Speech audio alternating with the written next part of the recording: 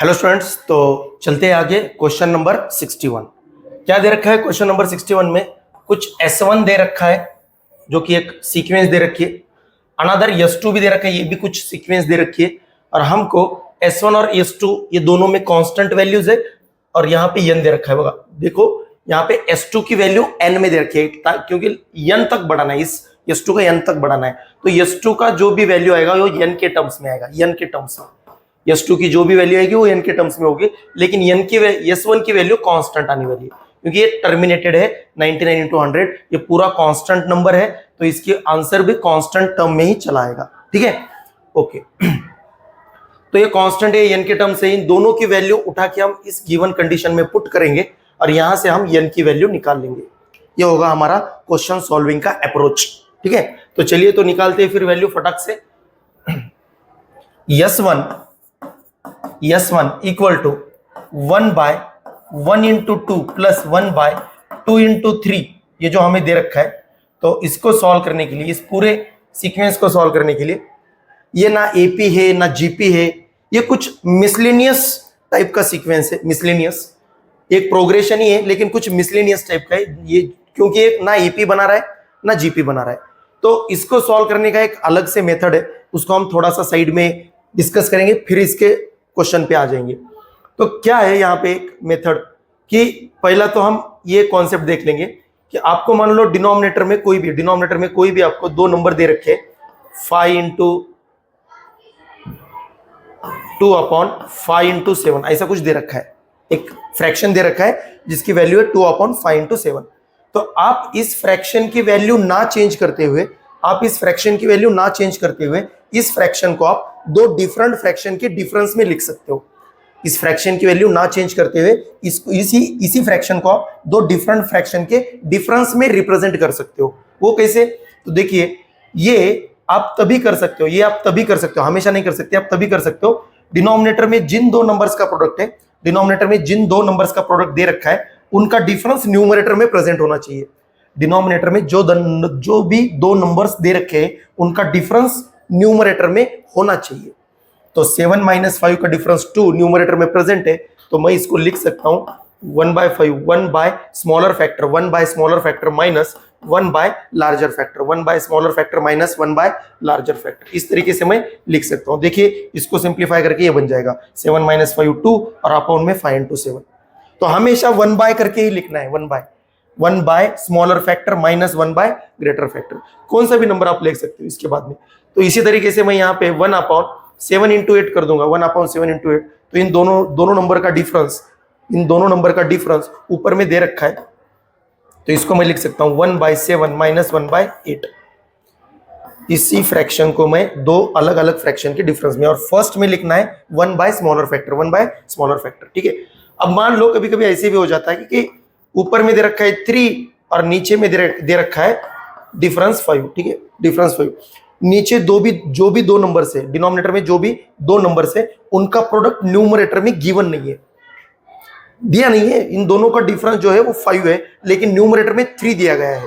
तो हमको यहाँ पे पहले तो 3 को साइड में करना है, 3 को पहले में साइड में कर दो, और फिर इन दो नंबर का जो डिफरेंस आ रहा है उसको हम इस फ्रैक्शन में एडजस्ट कर देंगे। इन दोनों का डिफरेंस है 5, तो 5 से इस पूरे फ्रैक्शन को 5 से एक मल्टीप्लाई करो और डिवाइड करो, तो ये 3/5, और यहां पे लिख दूंगा 5/5 into 10।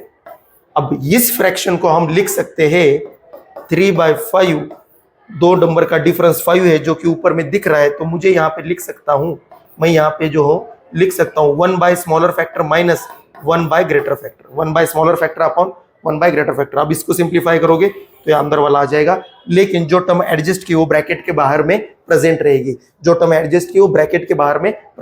तो आप इस तरीके से दो नंबर का डिफरेंस ऊपर में ना भी दिया गया हो तो उसको हम एडजस्टमेंट करके अप्लाई कर सकते हैं इस कॉन्सेप्ट को। ठीक है, तो चलते, ये वाला एक कॉन्सेप्ट है। दूसरा वाला कॉन्सेप्ट ये होगा, कि कोई भी सम, किसी भी चीज का आपको सम करना है, मान लो एपी हो, जीपी हो, या फिर कोई भी प्रोग्रेशन ना हो। ठीक है, एपी नहीं है, जीपी नहीं है, उसके लिए भी आप ये सीरीज के कॉन्सेप्ट लगा सकते हो, जो मैं अभी बता रहा हूं, सीरीज का कॉन्सेप्ट लगा सकते हो। मान लो T1 है, T2 है, T3 है, प्लस टीएन, इन सारे टर्म्स का मुझे सम करना है। और ये टर्म्स एपी में हो ना हो, जीपी में हो ना हो, लेकिन आप ये कॉन्सेप्ट लगा सकते हो जो मैं आपको बता रहा हूं। कॉन्सेप्ट ये बच्चों कि सीधे से ये एपी हो या ना हो, आपको इस सीक्वेंस की जनरल टर्म निकालनी है, nth टर्म निकालनी है, nth टर्म टीएन, और उसके ऊपर समेशन अप्लाई कर देना है, समेशन अप्लाई करना है। ये सिंबल है समेशन का, इसको आपको अप्लाई करना है। और इसकी वैल्यू होगी, एन की वैल्यू होगी 1 से लेके, एन की वैल्यू 1 से लेके, क्योंकि टर्म जो है वो 1 से स्टार्ट होती है, नेचुरल नंबर 1 से लेके nth टर्म तक, 1 से लेके nth टर्म तक। तो यहाँ पे आपको बिल्कुल nth टर्म निकालनी है और उसके ऊपर आपको समेशन अप्लाई करना है, समेशन अप्लाई। या फिर आप इसको ऐसे बोल सकते हो कि सर मैंने इसके rth टर्म निकाली, n टर्म्स का सम करना है ना, तो इसकी जनरल टर्म आप rth टर्म लिख लो, और rth टर्म में आप r की वैल्यू 1 से लेके हाईएस्ट टर्म कितनी है, इस तरीके से लिख लो। तो फिर समेशन की प्रॉपर्टी अप्लाई करेंगे, और फिर समेशन की प्रॉपर्टी अप्लाई करेंगे, और फिर इसको हम सॉल्व करेंगे। समेशन ऑफ n आ गया तो इसकी वैल्यू होती है n into n plus 1/2। Summation of n square आ गया तो इसका फॉर्मूला यूज करेंगे n into n plus 1 into 2n plus 1/6। तो ये फॉर्मूले जो है वो यहाँ पे समेशन में हम अप्लाई करेंगे, समेशन की प्रॉपर्टी अप्लाई करेंगे और आगे हम सॉल्व करेंगे। ठीक है, तो ये एक मेथड होती है। दूसरी मेथड होती है टेलीस्कोपिक सम, वो भी हम यहाँ पे यूज, यहाँ पे हम वही मेथड यूज करने वाले हैं, टेलीस्कोपिक सम। देखते हैं उसके बारे में भी। तो पहले तो यहाँ पे मैंने दो कॉन्सेप्ट आपको बताए कि एक तो एक फ्रैक्शन को दो डिफरेंट फ्रैक्शन के डिफरेंस में रिप्रेजेंट करना, और दूसरा वाला एपी कोई भी प्रोग्रेशन हो उसका सम करने के लिए जनरल टर्म निकाल के उसमें ऐड कर दो, उसमें समेशन लगा दो, सर जनरल टर्म लगा के उसमें समेशन लगा दो। तो पहले तो S1, तो इन सब का सम करना है, ये एपी नहीं है जीपी नहीं है, तो इसका जनरल टर्म निकाल लेते हैं। इसका जनरल टर्म क्या हो जाएगा, थोड़ा सा कॉमन सेंस का इस्तेमाल कीजिए यहाँ पे जनरल टर्म निकालने के लिए। तो ये जो प्रोडक्ट में है, ये पिछले वाले से आगे की टर्म सिर्फ एक से बढ़ रही है, और पिछले वाली टर्म्स क्या होगी, ये फोर्थ टर्म है, ये थर्ड टर्म है, ये सेकेंड टर्म है, ये फर्स्ट टर्म है। तो फर्स्ट टर्म को जितना टर्म है वही वहां पे आ रहा है, तो इसका जनरल टर्म हो जाएगा 1/n। n यानी कि फर्स्ट टर्म को 1 आएगा, सेकेंड टर्म को 2 आएगा, थर्ड टर्म को 3 आएगा, तो 99 टर्म को फर्स्ट 99 आएगा, और उसके आगे जो नंबर आया है उसके आगे मल्टीप्लाई में जस्ट उस आए हुए नंबर से एक से बढ़ जाएगा, एक से। ये n है तो इसके आगे वाला n प्लस हो जाएगा, n प्लस 1 हो जाएगा। तो ये हो गई उनकी जनरल टर्म। अब इस जनरल टर्म पे 1/, हमें ऊपर में तो हमेशा 1 ही आने वाला है, लेकिन n इंटू एन प्लस 1, और इसमें हमें समेशन अप्लाई करना है, समेशन। और इस समेशन की वैल्यू क्या होगी, n की वैल्यू 1 से लेके फर्स्ट टर्म से लेके कहां तक अप्लाई करनी है, n की वैल्यू 99 तक, क्योंकि 99 पुट करेंगे तो 100 ऑटोमेटिकली आ जाएगा, तो 99 तक पुट करनी है अपर लिमिट। ठीक है, तो ये पूरी तरीके से देख सकते हो आप, ये 11th बेस्ड क्वेश्चन है, और ये इस तरीके से क्वेश्चन भी पूछे जाते हैं इस एग्जाम में। तो n is equal to 1 to 99, और ये जनरल टर्म के ऊपर समेशन अप्लाई कर दिया। अब इसके आगे वही कॉन्सेप्ट जो मैंने अभी आपको नंबर्स में दिखा दिया कि डिनोमिनेटर में जो भी दो नंबर्स है या फिर वेरिएबल्स है, उन दो वेरिएबल्स का डिफरेंस अगर न्यूमरेटर में दिख रहा है तो मैं इस दो वेरिएबल्स को दो डिफरेंट फ्रैक्शन के डिफरेंस में रिप्रेजेंट कर सकता हूं। तो इस समेशन को मैं एज इट इज लिख लेता हूं, एज इट इज लिख लेता हूं। n की वैल्यू 1 to 99, और इन दोनों का डिफरेंस है 1, और ये 1 ऊपर में दिख रहा है, तो मैं 1 by smaller factor n minus 1 by greater factor n plus 1, इस तरीके से मैं इसको लिख सकता हूँ। ठीक है, 1 बाय स्मॉलर फैक्टर n, और n प्लस 1 में से स्मॉलर फैक्टर n होगा, n तो नेचुरल नंबर है, तो n प्लस 1 हमेशा बड़ा होगा n से, 1 by n minus 1 by n plus 1। अब यहाँ पे मैं n की वैल्यू पुट करते हुए, अब मैं समेशन को अप्लाई नहीं करूंगा, मैं यहाँ पे, क्योंकि ये डिनोमिनेटर में है तो 1 बाय n के समेशन का कोई फॉर्मूला नहीं होता है, तो मैं यहाँ पे इसको एक्सपांड करूंगा, n की समेशन को मैं खोल दूंगा, इसकी डेफिनेशन को अप्लाई करूंगा। समेशन यानी कि n की वैल्यू पुट करने पे सम एडिशन करते हुए चले जाना है। तो n की वैल्यू पुट करेंगे तो 1 बाय 1, n की वैल्यू 1 जैसे ही पुट कर दी, तो ये दोनों में n की वैल्यू जो पुट करेंगे तो ये दोनों में पुट करेंगे, उसके बाद में फिर एडिशन का साइन और अगली वैल्यू नेचुरल वैल्यू पुट करेंगे। 1 by 1 minus 1 by n plus 1, 1 plus 1 2, 1 by 1 minus 1 by 2, plus मैं नीचे में लिखता हुआ चला जाऊंगा ताकि आपको एक अप्रोच मिल जाए, या फिर मैं इसको इधर लिख लेता हूँ, यहाँ पे बन जाएगा इसको। तो इसका समेशन हटा दिया तो मैं यहाँ पे n की वैल्यू 1 पुट करने पे मिल जाएगा, 1 बाय 1 माइनस 1 बाय 2, n की वैल्यू 1 पुट करने पे यहाँ पे 1, यहाँ पे 2, प्लस समेशन निकाल दिया तो एक वैल्यू पुट करने के बाद में प्लस, उसके बाद में n की value 2, 1 by 2 minus 1 by 3, n plus 1, 2 plus 1 3, plus n की वैल्यू 3 पुट करेंगे तो ये 3 और आगे वाला ऑटोमेटिकली 4 प्लस प्लस। अब एंडिंग में कितना पुट करेंगे, n की जगह पे 99, तो जैसे ही मैं 99 पुट करूंगा तो ये बन जाएगा 1/100, 99 और ये आगे वाला बनेगा 99 प्लस 100। तो जैसे ही आप देखोगे तो एक्सपांड करने के बाद में आपको एक पैटर्न नजर आएगा कैंसिलिंग में, ये यूं ये यूं ये यूं यूं यूं करते हुए कैंसिल हो जाएगा। कैंसिलिंग का पैटर्न देखिए। अब ये पैटर्न के लिए मैंने 1 बाय 1 एक के नीचे एक लिखा है ताकि आप कैसे कैंसिल हो रहा है ये देख पाए। तो ये डायगोनली कैंसिल हो रहे हैं और ये अप्रोच आगे भी चलता चला जाएगा। तो ये 1/2 minus 1/2 minus 1/3 plus 1/3 minus 1/4 plus 1/4। तो एंडिंग के टर्म में -1/99 प्लस 1/99 कैंसिल होगा। तो बचेगा कौन, तो बचेगा सिर्फ फर्स्ट टर्म एंड ये लास्ट टर्म साइन के साथ लास्ट टर्म। तो ये S1 बन जाएगा बच्चों, S1 बन जाएगा 1 माइनस 1/100, 1 माइनस 1/100। ये पैटर्न को देखते हुए आप समझ पा रहे होंगे कि 1/99 कैंसिल हो रहा है और ये बन जाएगा 99/100, 99/100। तो S1 की वैल्यू हो गई 99/100। ओके, तो ये मिल गया S1। अब चलते हैं आगे S2 की तरफ। S2 तो काफी ज्यादा आसान हो जाएगा, यहीं पे निकाल लेते। S2 की वैल्यू है 2 इंटू 4 को लिख सकते हैं 2 स्क्वायर, 8 को लिख सकते हैं 2 cube, 2 4 into dot dot dot up to n terms तक, अप टू n टर्म्स। तो ये इंटू करना है, यहाँ पे हमको सम नहीं करना है, यहाँ पे हमको जो भी टर्म्स है उनका सम नहीं करना है, उनका प्रोडक्ट करना है। तो इसको अगर आप देखोगे तो ये तो जरूर जीपी में है, ये सारे टर्म्स किस में है, जीपी में, ज्योमेट्रिक प्रोग्रेशन में है। लेकिन इनका सम का फॉर्मूला नहीं यूज कर सकते हम, क्योंकि यहाँ पे हमको प्रोडक्ट करना है। तो प्रोडक्ट के लिए डायरेक्टली हम यूज कर सकते हैं प्रोडक्ट में। तो बेस सेम है सबका, तो पावर में क्या हो जाएगी, एडिशन। तो इनकी nth टर्म हो जाएगी, इनकी nth टर्म हो जाएगी 2 to the power n। nth term क्या हो जाएगी 2 to the power n, second term 2 to the power 3, third term 2 to the power 3, fourth term 2 to the power 4। तो nth टर्म n टर्म तक सम करना है, तो nth टर्म लास्ट टर्म हो जाएगी 2 to the power n।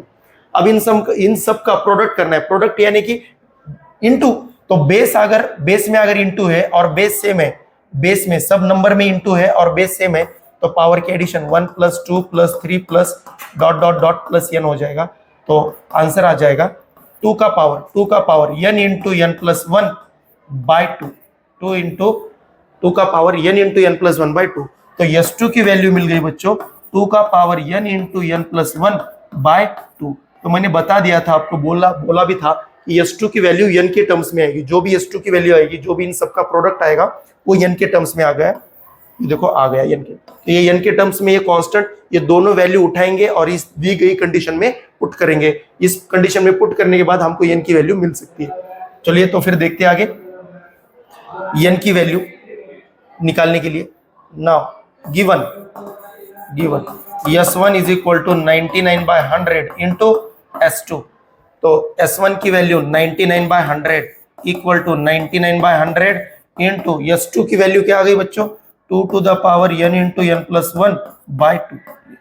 तो 99/100 cancel, तो divide में कैंसिल हो रहे, तो यहाँ पे 1 बचेगा और ये 1 इंटू 2 का power n into n plus 1 by 2। तो ये 1 यानी कि 2 का पावर 0, तो 2 to the power n into n plus 1 by 2। तो बेस सेम है, वैल्यू इक्वल है, बेस सेम है और एक्सपोनेंट की वैल्यू पे इक्वल आ रही है। इस पूरे एक्सपोनेंट की वैल्यू इक्वल आ रही है और बेस सेम है, तो पावर को भी सेम होना पड़ेगा। तो n into n plus 1 by 2 equal to 0, यानी कि n की वैल्यू इधर 0 आएगी और n की वैल्यू -1 आएगी। n की वैल्यू 0 आएगी और n की वैल्यू माइनस, या तो 0 आएगी या फिर -1 आएगी। लेकिन मुझे पता है इस पूरे क्वेश्चन में जहां कहीं पे मैंने n का यूज किया है, ये n क्या है, नंबर ऑफ टर्म्स। तो नंबर ऑफ टर्म्स है, तो नंबर ऑफ टर्म्स हमेशा नेचुरल नंबर होंगे। First term, second term, third term, 0th term कभी अवेलेबल नहीं होगी आपके लिए 0th टर्म। तो हम काउंटिंग 1 से स्टार्ट करते हैं, तो नंबर ऑफ टर्म्स हमेशा नेचुरल नंबर ही होना चाहिए। लेकिन यहाँ पे n की जो भी वैल्यू आ रही है वो नेचुरल नंबर नहीं आ रही है। 0 नेचुरल नंबर नहीं है, -1 नेचुरल नहीं है, तो यहाँ की कोई भी वैल्यू हमारे लिए पॉसिबल नहीं है। n की कोई भी वैल्यू हम एक्सेप्ट नहीं कर सकते, क्योंकि n की वैल्यू हम तभी एक्सेप्ट करेंगे जब वो नेचुरल नंबर आंसर आ रहा हो। यहाँ पे दोनों भी आंसर नेचुरल नंबर नहीं है, तो n की वैल्यू आ ही नहीं सकती। नो सोल्यूशन फॉर n की वैल्यू मिलेगी ही नहीं, यानी कि नॉट पॉसिबल, यानी कि नॉट पॉसिबल। ठीक है बच्चों, चलते हैं आगे। सेकेंड क्वेश्चन, यहाँ पे क्या बोला गया है कि एक फिगर दे रखी है GFBC कुछ यहाँ पे, हाँ, तो पैरेलल दे रखे तो ये लाइन जो है इस लाइन को पैरेलल दे रखी है, आगे ए बी पैरेलल दे रखा है, ए बी ये है ए बी पैरेलल दे रखा है पी क्यू को, और ए सी पैरेलल दे रखा है पी आर को। ठीक है, हॉरिजॉन्टल दो लाइन पैरेलल, लेफ्ट के दो और राइट के दो, तो यानी कि टोटल टू लाइंस की 3 पेयर्स पैरेलल दे रखे हैं, और हमको कुछ एंगल भी दे रखे हैं। अल्फा दे रखा है 40, तो ये 40 है, तो ये लाइन तो इसको पैरेलल, ये 40 तो ये भी बन जाएगा 40, सॉरी ये बाहर का नीचे वाला है ना, तो इसके अंदर वाला हो जाएगा 40, वर्टिकली अपोजिट 40। और जैसे ये लाइन इसको अगर पैरेलल होगी तो इनके कोरस्पॉन्डिंग एंगल भी 40 सेम हो जाएंगे, 40 ये 40 तो ये भी 40। अब ये लाइन इसके इक्वल है तो इसके अंदर वाला भी एंगल 40, ये लाइन के लेफ्ट में तो इस लाइन के लेफ्ट में वाला भी एंगल 40 डिग्री। ओके, आगे देखते हैं। गामा है 110 डिग्री, जैसे ही 110 है तो ये लाइन इसको पैरेलल है तो इसके भी बाहर वाला एंगल हो जाएगा 110। तो इस लाइन के लेफ्ट वाला एंगल, इस लाइन के लेफ्ट वाला एंगल 110 है, तो इसकी कोरस्पॉन्डिंग एंगल ये वाला भी हो जाएगा 110, तो अंदर वाला बन जाएगा 70, ये अंदर वाला बन जाएगा 70। तो ये जैसे 70 40 110, तो ये बचा हुआ, ये जो बचा हुआ एंगल है इस ट्रायंगल में, इस ट्रायंगल में दो एंगल मिल गए 70 40, तो 70 40 110, और ट्रायंगल के तीनों एंगल का सम कितना होता है 180, तो 180 में से 110 अगर माइनस कर देंगे, 70 प्लस 40 अगर माइनस कर देंगे तो बच जाएगा आंसर 70 डिग्री, बच जाएगा आंसर 70 डिग्री, यानी कि इस बीटा की वैल्यू हो जाएगी 70 डिग्री, क्योंकि अंदर वाला जो एंगल है वो है बीटा। तो इस बीटा के लिए एंगल सम प्रॉपर्टी, तो बीटा बन जाएगा 70 डिग्री, यानी कि यहां से आंसर बनेगा 70 डिग्री, ऑप्शन ए। ठीक है, काफी ज्यादा आसान क्वेश्चन लाइन साइड एंगल्स के ऊपर, मैंने बोला था इजी क्वेश्चन भी होंगे। आते हैं अगले क्वेश्चन की तरफ। इस क्वेश्चन में देखिए, ये बड़ा ही फेमस सा क्वेश्चन है सर्कल चैप्टर में से, जो कि क्वेश्चन क्या बताता है, जो ऊपर वाला ट्रायंगल है, ये जो ऊपर वाला ट्रायंगल है, ये ऊपर वाले ट्रायंगल का पेरीमीटर, इस ऊपर वाले ट्रायंगल का पेरीमीटर इस दोनों टेंजेंट में से, ये एएम भी एक टेंजेंट है, एएन एक टेंजेंट है, तो ये रिजल्ट ये बताता है यहाँ पे कि perimeter of triangle ABC, perimeter of triangle ABC जो भी है वो 2 इंटू लेंथ ऑफ एएम, या फिर और 2 इंटू लेंथ ऑफ एएन भी बोल सकते हो, क्योंकि टेंजेंट की लेंथ हमेशा सेम होती है एक ही पॉइंट से। ठीक है, सर्कल के बाहर से अगर हम कोई टेंजेंट ड्रॉ कर रहे हैं एक ही पॉइंट से, अगर सर्कल के ऊपर कोई भी दो टेंजेंट ड्रॉ कर रहे हो तो ये दो टेंजेंट सेगमेंट की लेंथ हमेशा इक्वल होती है, तो एएम इक्वल टू एएन, तो एएम तो एएम प्लस एन बोलो, या फिर ये रिजल्ट होता है। सिंपली मुझे ये बोलना, ये रिजल्ट बहुत ही फेमस सा रिजल्ट है, जरूर इसको हम तुरंत प्रूव कर देंगे 2 मिनट में, ज्यादा टाइम नहीं लगेगा। तो इस पेरीमीटर, तो मैंने एलएचएस ले लिया, perimeter of triangle ABC triangle का पेरीमीटर हो जाएगा बच्चों AB plus BC plus AC, तीनों साइड का सम। AB को AB लिख दिया, अब ये जो पॉइंट, ठीक है AB, अब ये BC लाइन जो है वो भी तो सर्कल को यहाँ पे टच कर रही है, तो इस पॉइंट को मैंने एज्यूम कर लिया D, इस पॉइंट को जहां पे BC जो सर्कल को टच कर रही है, BC साइड, ट्रायंगल की साइड BC जो सर्कल को टच कर रही है, उस टचिंग पॉइंट को मैंने D एज्यूम कर लिया, तो यहाँ पे बन जाएगा BC को लिख सकता हूं मैं, BC को लिख सकता हूं BD plus DC plus AC। तो यहाँ पे आगे में मैं AB प्लस मैं BD को लिख सकता हूं, BD किसके बराबर होगा BM के, क्योंकि मुझे पता है सर्कल के बाहर से सर्कल के ऊपर जो भी हम टेंजेंट निकालते हैं, ये ABC, तो ये जो भी टेंजेंट हम निकालते हैं तो AB इक्वल टू BC होता है, सर्कल के बाहर से पॉइंट से, ठीक है, सर्कल के एक्सटीरियर पॉइंट से जो भी टेंजेंट ड्रॉ करोगे उस टेंजेंट सेगमेंट की लेंथ सेम होगी, तो AB इक्वल टू BC। तो इसी तरीके से B जो है वो सर्कल के बाहर का पॉइंट है, तो एक एक्सटीरियर टेंजेंट हो गई, एक्सटर्नल टेंजेंट हो गई एक BD, तो एक हो गई BM, तो BD की जगह पे हम लिख सकते हैं BM, BD की जगह पे BM प्लस DC को लिख सकते हैं, इसे DC किसके इक्वल में हो जाएगा CN के, CN plus AC, that's it. मैंने जो ट्रायंगल के साइड अंदर में थी, BC में थे, उस साइड को मैंने बाहर में कन्वर्ट कर दिया, क्योंकि ये लेंथ इस BD की लेंथ BM के इक्वल, DC की लेंथ CN के इक्वल। अब इन दोनों को अगर ऐड करेंगे तो ये बनेगा AM, इन दोनों को ऐड करेंगे तो ये बनेगा AM, इन दोनों को ऐड करेंगे तो ये बनेगा AN, और फिर से AM और AN इक्वल है तो 2 इंटू AM और AN इक्वल है, होंगे ही बिल्कुल, AM और AN भी तो इक्वल होंगे, क्योंकि सर्कल के एक्सटीरियर में पॉइंट है ए, और पॉइंट ए से अगर आप दो टेंजेंट निकाल रहे हो तो ये ए से लेके एम तक और ए से लेके एन तक, ये पूरा A M equal to A N हो जाएगा, पूरा A M equal to A N हो जाएगा। तो ये बन गया 2em, ये बन गया 2em, तो ये रिजल्ट बन गया। अब ये रिजल्ट के ऊपर ये सीधा सीधा क्वेश्चन है, एम की वैल्यू अगर मान लो एम की वैल्यू दे रखी है 16, एम की वैल्यू दे रखी है 16, तो पेरीमीटर, ये पेरीमीटर हो जाएगा 32, इस पूरे ट्रायंगल का पेरीमीटर हो जाएगा 32, लेकिन हमको पूछा है सेमी पेरीमीटर, तो पेरीमीटर अगर 32 है तो सेमी पेरीमीटर यानी कि p/2, तो 30/2 ये बन जाएगा 16, ये बन जाएगा 16, तो आंसर हो जाएगा बी, ये बन जाएगा 16, यानी कि आंसर हो जाएगा 16। तो ये पूरा क्वेश्चन एक रिजल्ट के ऊपर ओरिएंटेड था, जो कि ये आपको एनसीईआरटी के बुक में मिल जाएगा, ये क्वेश्चन एज इट इज। अब हमारे बोर्ड, स्टेट बोर्ड के भी बुक में मिल जाएगा, लेकिन स्टेट बोर्ड के बुक में शायद नहीं है, लेकिन एनसीईआरटी के बुक में आपको ये जरूर मिलेगा इस देखने को। तो बहुत फेमस सा ये क्वेश्चन है, इस थ्योरम को आपको याद रख के बस यहाँ पे अप्लाई करना था। सर्कल के बाहर ट्रायंगल बन रहा है और एक साइड ही टच कर रही है और बाकी के दो साइड ये सर्कल को ऊपर टेंजेंट है, तो इसको हम कैसे सॉल्व कर सकते हैं इस तरीके से।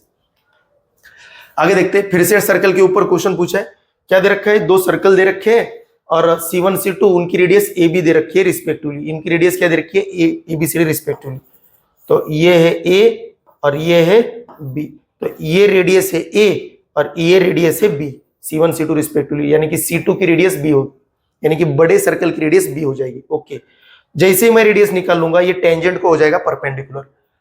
C1 C2 को अगर हम स्ट्रेट लाइन से ज्वाइन करेंगे, C1 C2 को स्ट्रेट लाइन से ज्वाइन करेंगे तो ये C1 C2 का डिस्टेंस हो जाएगा D, तो C1 C2 लाइन सेगमेंट की लेंथ हो जाएगी D।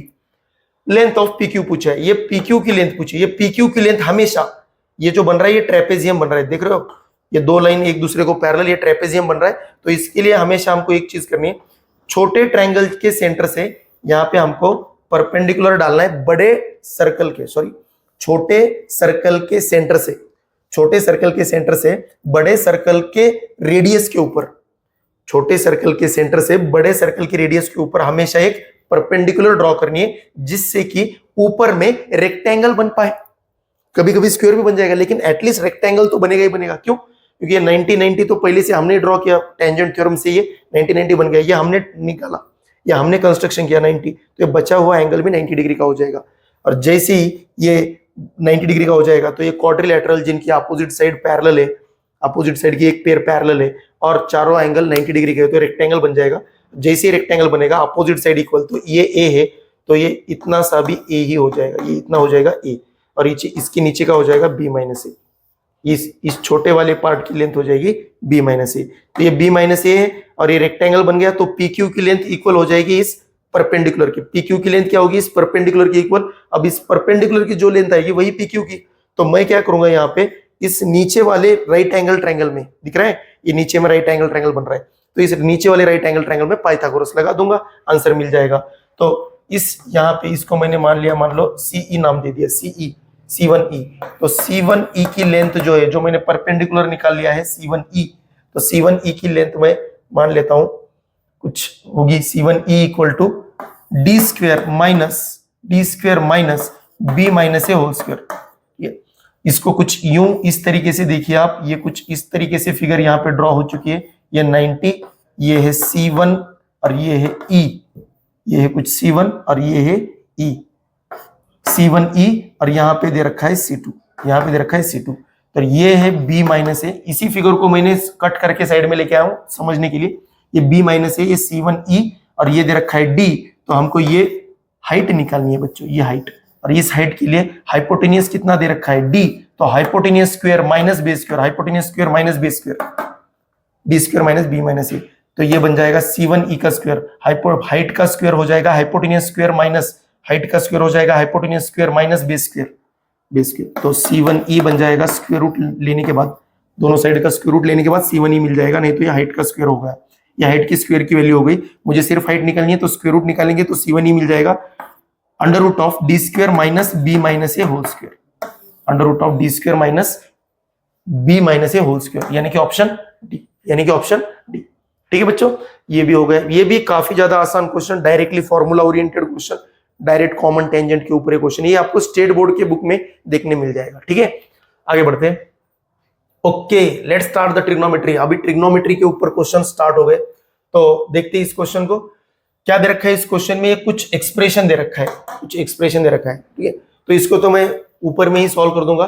देखिए पहले दो टर्म्स को केयरफुली देखिए। इन दोनों टर्म्स में आपको साइन स्क्वायर सेम लग रहा है, दोनों में कॉमन आ रहा है साइन स्क्वायर, तो साइन स्क्वायर को कॉमन निकाल लेंगे। ये सब तरफ एंगल तो एक्स ही है, तो मैं साइन को यस लिख लेता हूं, साइन एक्स को मैं यस लिख लेता हूं और कॉस एक्स को मैं सी लिख लेता हूं, ठीक है। शॉर्ट फॉर्म में जल्दी समझ में आ जाएगा। तो साइन स्क्वायर को कॉमन निकाल दिया दोनों में साइन स्क्वायर, तो यस स्क्वायर कॉमन निकाल दिया, तो बचा क्या? यहाँ पे बचा 1 माइनस साइन स्क्वायर तो बाहर चला गया, तो माइनस के आगे बचेगा कॉस स्क्वायर, और बाद में प्लस का cos to the power 4 as it is, ये वाला cos to the power 4 as it is. Denominator में केयरफुली देखिए पहले दो टर्म्स की तरफ, इसमें आपको कॉस स्क्वायर कॉमन नजर आ रही है दोनों टर्म्स में, तो कॉस स्क्वायर को निकाल दिया कॉमन, तो ब्रैकेट में क्या बचा? 1 minus sine square plus ending में क्या बचा? Sign to the power 4। तो अब यहां पे आप अगर देखोगे तो यहां पे आपको क्लियरली नजर आएगा sign square in bracket sine square into 1 minus cos square क्या होता है बच्चों? Sign square plus cos to the power 4, ठीक है।